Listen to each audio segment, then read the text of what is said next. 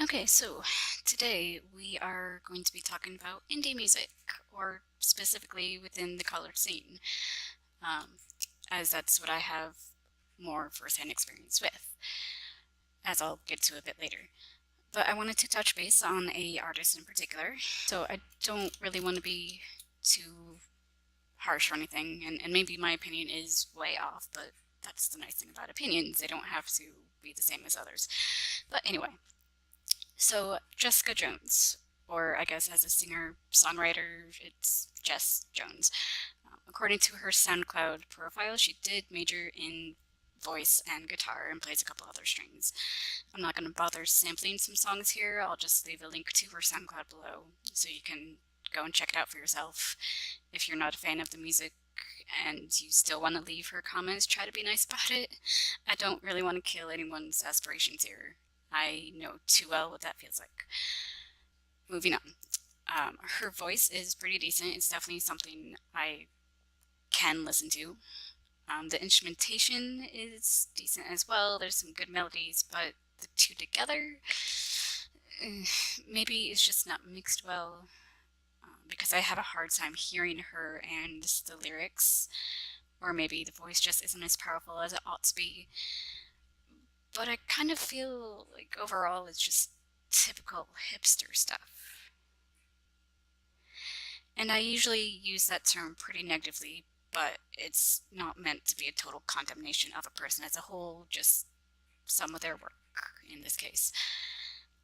But if you were ever involved in college radio or listened to it a lot, you'll know that it all kind of starts to sound the same after a while. The same kind of vocals, the same silly melodies, and attempts at being deep and poetic. For example, at my university, every Thursday, I think it was, they had a little coffee house type setup. There's a space under one of the dining halls that used to be a bar, I think. And it's where a lot of the music acts and comedians go, unless they're a bigger name. But anyway, Thursday nights, you can get some coffee, sit and listen to some local music. A lot of it would be fellow students, I think. There'd always be a headliner and then an open mic. My boyfriend at the time and I went this one night because there was a comedian headlining, and yay, comedy. We stuck around for a bit to watch some of the open mic because that's just kind of what you do. I was taught that it was always kind of rude to just leave in the middle of a show. Like in high school, parents would always come, see their kids sing or whatever, and then leave. Completely just disrespectful to the other kids and the bands they're in and the work they did. I digress. We're sitting there listening, and I'm thinking, yeah, this is okay, not really my thing, but whatever. And then this duo comes on, and I'm not really enjoying a single note. Like, it's just the most indie hipster of hipster crap. Seems like a lot of singers or groups in this genre have the same cadence, either similar within the genre or within their own songs. And it's just like, am I listening to the same song over and over again? Can you not change it up a little? I think the best example of what I mean here would be Lana Del Rey. And I know people love her for some reason, but if you listen to a handful of her songs, it's all the same, like the whole time, for every song. Young and Beautiful, for example, I heard a piano cover of it and liked it so much better than the original. I guess if you're going for sultry or something, it might work, but to me, it's boring as hell. Even old school torch songs had more variety in their inflection than that. Granted, some bands just have their sounds, like you hear a song and you know it's one of theirs. Breaking Benjamin, for example, obviously comes to mind. But even then, there's enough of a difference somewhere within the elements of the songs that make up a song to make it different.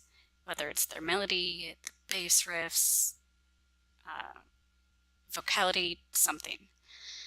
But anyway, back to the coffee house. At some point, we get up to leave, and the boyfriend mentions something along the lines of they don't sound happy. They don't seem like they want to be there or are enjoying the simple act of being on stage and performing, like at all. And it seemed pretty spot on to me. Unfortunately, at the time, that really seemed to be the popular style within the genre. I don't know if it still is because I just don't listen to it. Just that sort of, blasé, monotonous, plucking at a frickin' mandolin sort of thing. And the mandolins are crazy popular for some reason. Not really sure why. It doesn't really sound right most of the time, in my opinion. Like a ukulele might be better for most of these songs. Maybe they're just trying to be exotic. I don't know. It's so pretentious. If someone wants to explain or can explain why the mandolins are such a big deal in the indie scene, that'd be great. Go ahead and leave a comment down below. Can't say it'll actually, change my mind about the music any, but I like to know these things. Just these obscure instruments. Someone should make the lute a trend again.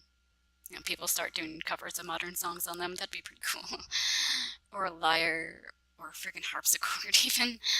But anyway, the whole indie scene, I suppose, of course, all bands kind of start there until they can get mainstream and music videos and a record deal.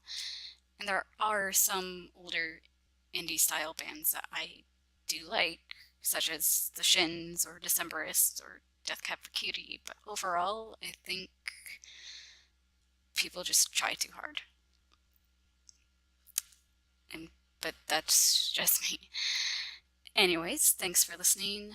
If there are any music related things or movies you'd like me to check out and do a review, leave a comment down below, and of course subscribe to stay up to date.